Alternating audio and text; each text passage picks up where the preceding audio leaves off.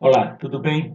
Olha, meus caros alunos, eu quero nesse instante apresentar para vocês a nossa aula. Você que é do primeiro ano da Escola Integral José Cláudio Alves, nós estamos agora, nesse instante, preparando as nossas aulas online para você que nos acompanha, para você que tem acesso à classe Home do Google Class.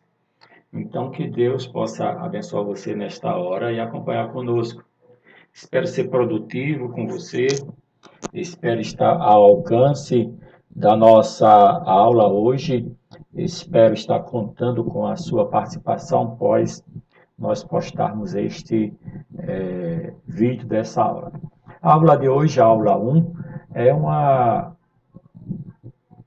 é uma breve revisão, é o momento de nós darmos uma retroagida nos conteúdos que a gente já fez e também permanecer com o que já foi apresentado ativo na mente de vocês. Espero poder contribuir nos breves minutos que nós iremos passar por aqui, nos breves instantes que nós estaremos conversando com você, de uma forma bem amistosa, de uma forma bem prazerosa, ok?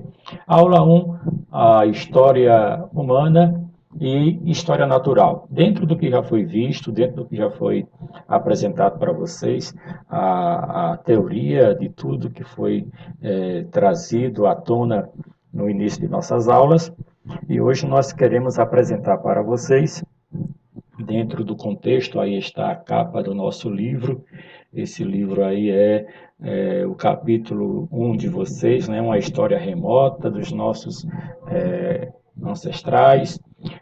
Vamos falar sobre a questão do normandismo, vamos falar a questão da nossa história, das sociedades ágrafas, e nós vamos mostrar para vocês aqui realmente a importância desse fato histórico que aconteceu com a nossa ancestralidade. Então, que agora você possa ter a nossa aula. Vai ter aí uma variação de imagem. Ora estarei apresentando a tela completa do computador, ora estarei apresentando a minha imagem e as outras imagens que você poderão perceber, ok? Então, a teoria da evolucionista que desenvolvi não é simples, mas é lógica, embasada numa série de estudo e observação que pude realizar ao longo da minha vida. Muitas pessoas interpretam erroneamente meu pensamento. Eu nunca disse que o homem evoluiu do macaco, mas sim que ambos seres humanos e macacos pertencem ao mesmo grupo dos primatas e pertencem também à mesma espécie distante.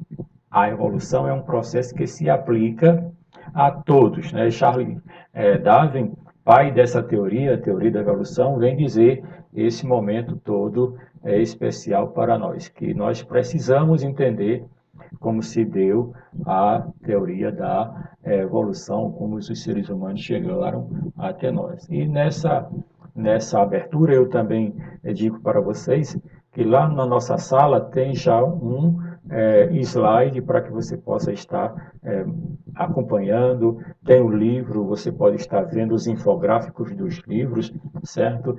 Então, que nessa oportunidade você possa ter consciência disso. Embora muitos se apossaram da teoria de Darwin, ele vem dizer nos seus estudos que o homem diretamente não descende do macaco. Ele descende de um primata que a sua teoria não considera como um homem em seu estado perfeito, como nós somos hoje. E isso é sinal de discussão, isso é motivo dos teóricos da evolução se adaptarem a isso para rebaterem a teoria da criação. Isso é um debate que gera conflitos desde muito tempo. Mas aqui é o que diz a teoria do papel. E nós sabemos que existe uma importância de estudarmos a nossa história natural e a nossa história humana. Então, aí as eras, certo? Explicadas como aconteceu cada momento da temperatura.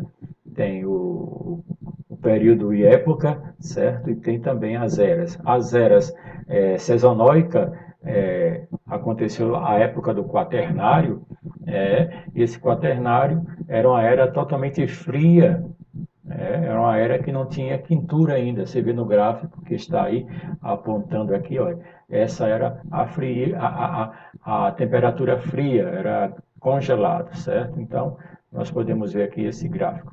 No Plioceno, Mioceno, Oligoceno, Oeceno e Paleoceno. Esse era o período quaternário que compôs a Era Cenozoica. A Era Cenozoica teve o Quaternário e o Terciário, certo? A Mesozoica teve o período Cretáceo, Jurássico e Triciário. E Triássico, né? E a Paleozoica teve o período Permiano, Carbonífero, Devoniano, Siluriano, Ordoviciano, Cambriano. E depois nós tivemos a nossa era Pré-Zoica e Arqueozoica, certo? E também tem aí os anos, né? 60 milhões de anos, 225 milhões de anos, 570 mil anos e assim por diante. Temos essa questão. E na história natural, aí como o homem já tem a sua dominância, quando ele é já o homo habilis, o homem habilis, como alguém queira chamar, ele já consegue usar as suas ferramentas, ele já consegue usar, ter a habilidade com as mãos. Já passa a ter também uma atividade coletiva, né? E já passa a ter o interesse de um pelo outro, o interesse de proteção um do outro. No entanto, antes era apenas um sentimento de sobrevivência própria. E aqui nós podemos entender que eles tinham a necessidade de estarem agora voltando para um tipo natural de existência, a existência de sobreviver, certo? Saindo da questão de ser a pessoa nômade, de ser o sujeito nômade, de estar dependendo do que a natureza lhe fornecia, e lá agora o homem passa a ser um seminômade. O que é essa questão seminômade? A humanidade teve um período em que eles habitavam em um período de tempo em um local, depois levantavam acampamento, ia para outro local, e já trazia um traço de seminômade. Depois da descoberta do fogo, da elaboração de ferramentas, da domesticação de animais e do entendimento das questões da natureza, o homem começou a se preparar para a questão sedentária, certo? E por falar em sedentarismo, hoje nós estamos cada vez mais sedentários, né? Por causa da pandemia. Nós temos que compreender, na discussão que você vai fazer depois, no entendimento que você vai apresentar depois, o que você entende por ser nômade e por ser sedentário. O homem ele é nômade e sedentário ao mesmo tempo, ou ele é hoje sedentário? O que é que está acontecendo? Por que está acontecendo isso no mundo? Ok? Então fica aí essas questões, essas indagações para você, certo? A nossa história, a história da humanidade começou em África. As alterações climáticas ocorridas há 15 milhões de anos atrás alteram a paisagem, obrigando nossos mais antigos antepassados a adaptar-se às condições naturais envolventes, certo? A cada dia, a cada momento, a cada instante em que a natureza apresentava uma mudança, e o homem também tinha que estar se adaptando, porque ainda não tinha o entendimento, ainda não tinha a cerebrização, como diz, não estava com o cérebro ainda formado, não tinha ainda uma linguagem. Eram as sociedades que eram ágrafas, né? Sociedade ágrafas são sociedades sem escrita, por isso estamos aqui mostrando para você esse entendimento, certo? Aqui fica esse momento todo especial para você que está querendo entender essa palavra ágrafa, ou seja, sem escrita, sem letra. E esse período antes da existência da letra, as sociedades eram conhecidas como sociedades ágrafas. Os nossos antepassados, segundo a história, vocês devem lembrar, nós falamos isso em sala de aula, os historiadores só permitiam, deram sinais de compreender a história quando foi possível compreender também a escrita dos antepassados, mas nós queremos mostrar, e já mostramos para vocês, que isso já foi demonstrado que eles não eram pessoas que não tinham grafia. Eles tinham grafia sim, mas estão somente apresentadas por formas geométricas, desenhos, símbolos, riscos nas cavernas, pinturas rupestres, tá entendendo? Então aí, as origens, né? Aqui, só para você ter uma ideia, nós vamos apresentar a origem de um animal, né? O Pleiciadaps, um dos mais antigos primatas conhecidos. Ele é mamífero, certo? Endotermia, tem glândulas mamárias, geração de 2 filhos, certo? Primata, ele está entre os 80 a 60 milhões de anos, certo? E tem a tendência de ter uma coluna vertebral ao se aprumar e apropriar-se da postura ereta, deslocando-se o centro de gravidade para o ponto mais elevado do corpo. Tem a capacidade de elevar os braços acima da cabeça, tem ainda a função agarrante dos pés e mãos, e tem ainda a visão estereoscópica, dado que a posição dos olhos propiciava a formação de ângulo em paralaxe que permitem a avaliação das distâncias. Permite também o desenvolvimento de uma arcada dentária que possibilitaria a alimentação onívora, certo? Olha, alimentação onívora esse primata tinha.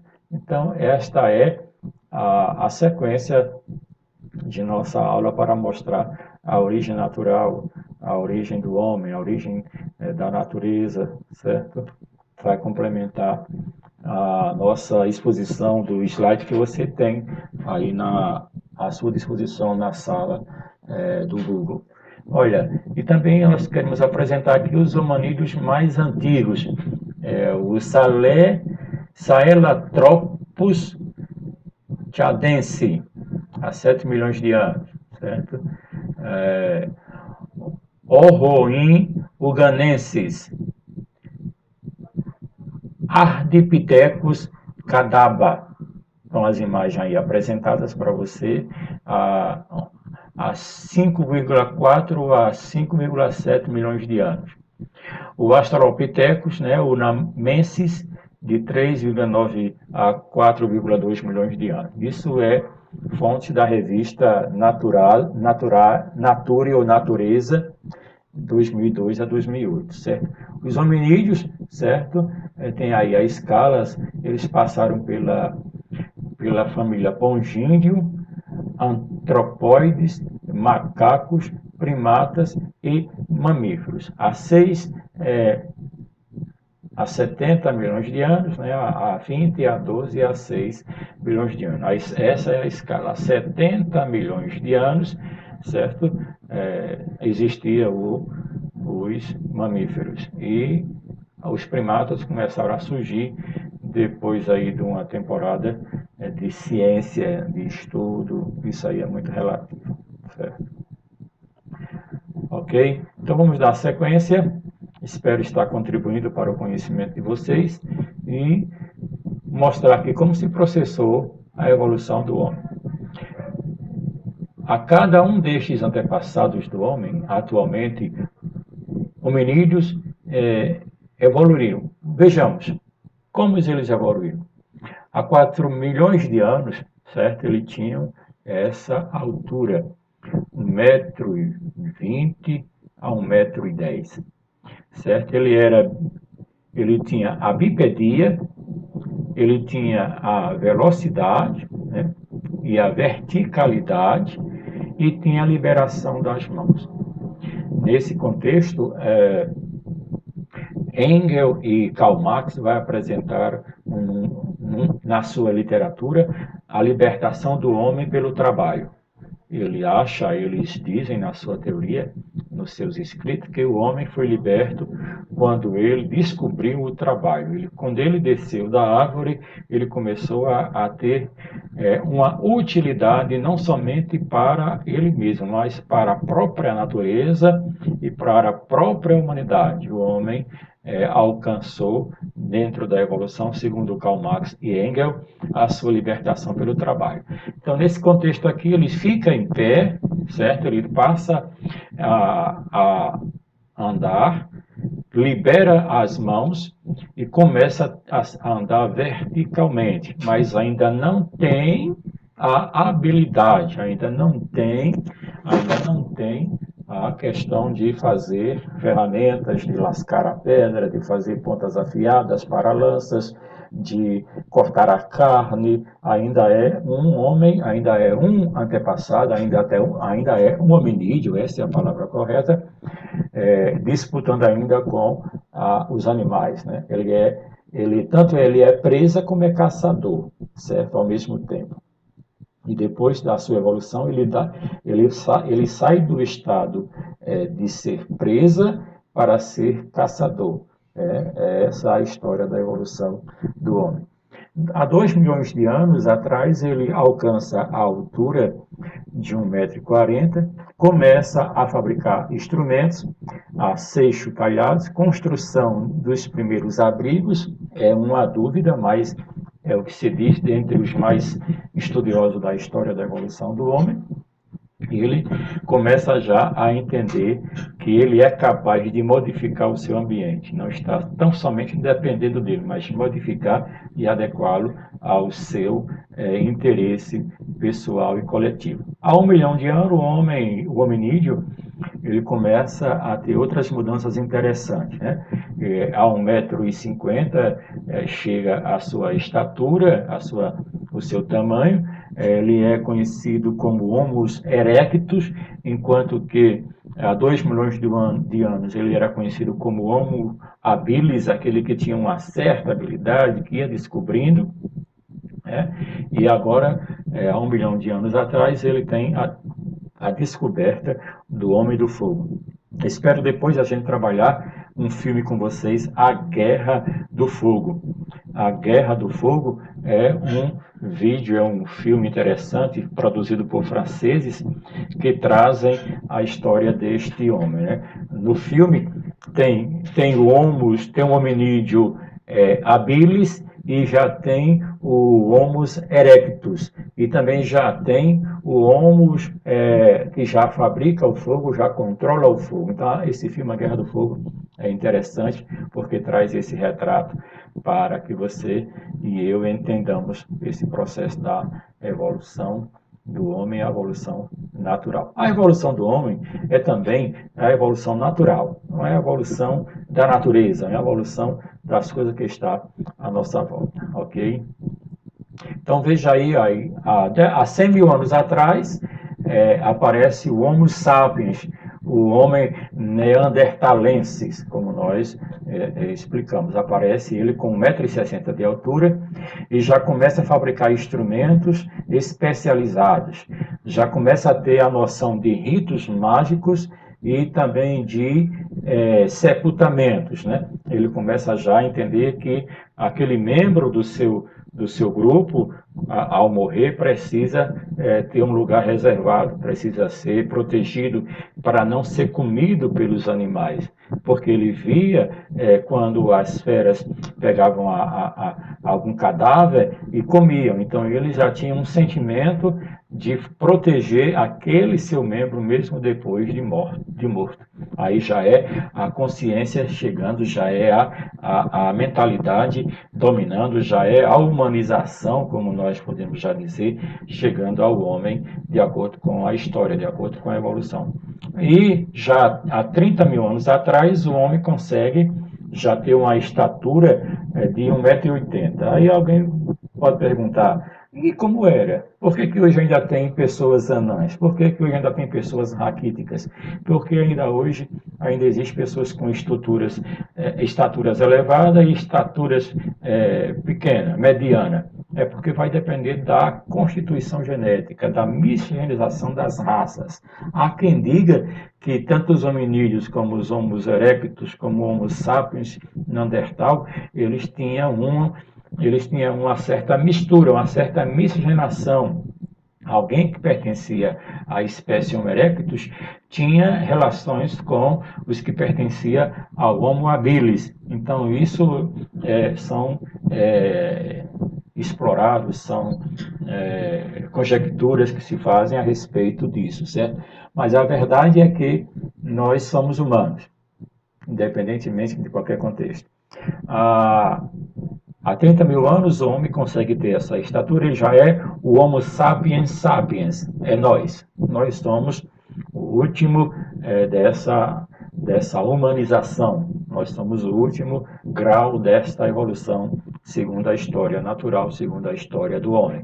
Nós somos alguém que já temos a arte móvel, já conseguimos dominar, já temos a arte rupestre, nós já temos a fabricação da roda, nós já temos a fabricação do arpão, nós já temos a fabricação propulsor do arco e da flecha, nós já temos instrumentos feitos de ossos, saímos daquela questão da pedra lascada, da pedra polida, e agora estamos em direção a uma arte mais consistente, mais hábil, mais forjada, mais técnica, e assim a gente vai tendo condições de entender esse passado nosso a cada dia, certo? Espero ter contribuído, certo? E agora eu vou apenas ficar passando sem ler os nossos slides, porque já está quase acabando. Então, estes são os mapas que você pode entender aí,